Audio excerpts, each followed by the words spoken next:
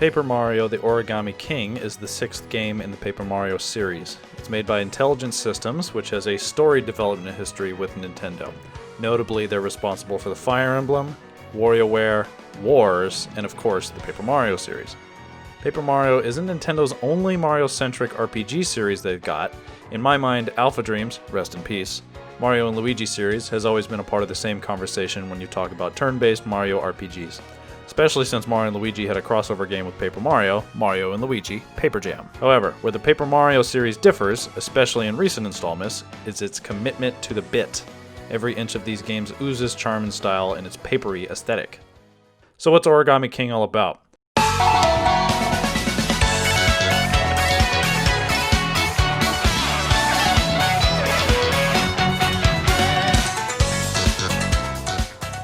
I'll be the first to say that the last few entries in the Paper Mario series have been a little rough. Usually people's critiques boil down to one thing: is this game like Paper Mario: The Thousand-Year Door?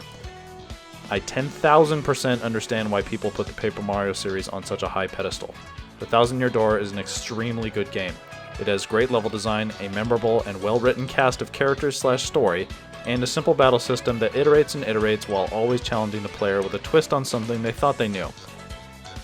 Now, if you come to Origami King expecting every bullet on that list, I'm almost relieved to say that you'll only be slightly disappointed. A large part of the reason Origami King has resonated so well with me is its writing. I'm too ignorant to know if the praise should go to the work of Nintendo's translation team, known as the Treehouse, or the Japanese writing team. It's more likely a combination of both, as all projects are, but regardless, it's very well written. It's consistently comedic, is legitimately unnerving in some scenes, and at least in one major moment of the game that I've seen, truly makes you want to tear up a little bit. I don't want to talk too much about the writing because a large part of the draw is experiencing it yourself. However, the setup goes like this. Mario and Luigi head into Toad Town to celebrate an origami festival, but the town's all empty and weird, and when they go see Peach, she's foldy and creepy, and then Mario gets sent down to the Dungeon of Doom, meets a cute origami girl named Olivia, but they see Bowser's minions get tortured to death, Bowser's all folded up and angry about it, and then it's revealed that Olivia's brother Oliver wants to be the Origami King and fold up the whole world in origami, and then take some huge ribbon and in classic original Paper Mario fashion, lifts Peach's castle into the sky. Now you gotta stop him, save Peach, and the whole world. Anyways, Origami King's writing is by far its strongest trait. I found it to be amusing at every conversation, even in its smallest moments, like unfolding a hidden toad, for example. Alrighty, let's get into how you actually play the game.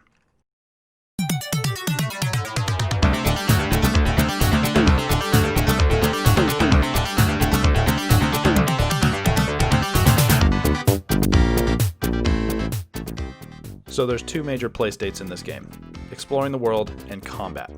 In both of them, you're solving puzzles. When you're traveling the world, there are platforming sections, tricks to unfurl hidden toads, item trades. This is where you're playing the largest chunk of your game. The world is simple, but still fun to explore. Every step you take, there's always some minor puzzle to solve or some ability to utilize. Mario only has a handful of things he can do out in the world: jumping, using his hammer, throwing confetti to fill holes, and some other magical abilities. Unlike some of the more classic installments in the Paper Mario series, it's largely Mario who is relegated to navigating the world rather than equipping a specific partner with a special ability. There are moments where a temporary partner character will help you progress, but I've only found that to be true recently. Now, it's while you explore this world that you also experience a majority of the game's clever writing, so it's got that going for it. But all in all, this type of level design is fairly typical for the series. It's still a good time at the end of the day, though. The other side of the puzzle coin is Origami King's combat system. My first impressions of the spinning wheel-based combat was that it required the player to be a little too perfect and punished you a little too much. You spin and push the enemies around Mario in order to line them up in a straight line or in a 2x2 square in front of Mario. When the enemies are lined up, you would most typically use Mario's jump attack, and when they're in front of you, smack them with a hammer. Mario does have some items he can use as an attack, but I'll be honest, I completely forgot this was an option until I recorded the footage in front of you. I literally have never used them. Aside from those one-time use items, Mario has access to more powerful versions of his hammer and jump. These break after a certain amount of uses, but thankfully this game doesn't do what Paper Mario Sticker Star does, where it locks all combat abilities behind collectible items in the world.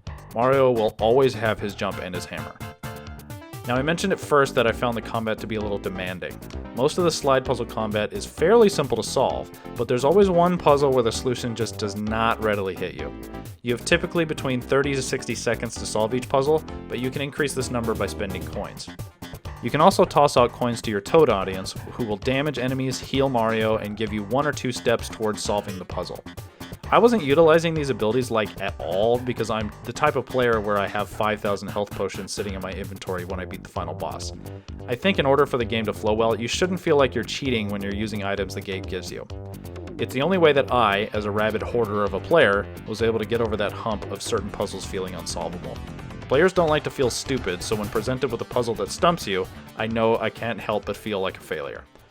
I know I get this feeling with plenty of puzzle games myself, which at the end of the day may say more about me and my monkey brain than anything. But if you use the tools the game gives you, however, this feeling will pass. Luckily, the game also includes a no-stakes training area in Toad Town to give you a safe place to practice the flow and timing of combat. Also, the track that plays in this mode is funky as hell. There are a couple moments where the standard spinning wheel combat is shaken up, and I've found it's in boss battles. I don't have footage of boss battles here, but I've found them to take way too long, a little obtuse to solve, and overall are just a chore. Now, my only major complaint about the standard combat, which is a running theme in the last 2 installments of the series, is that combat lacks a meaningful reward. You get coins and confetti. Confetti is a literal endless resource, so its collection is trivial. Coins, however, are the only true resource in the game.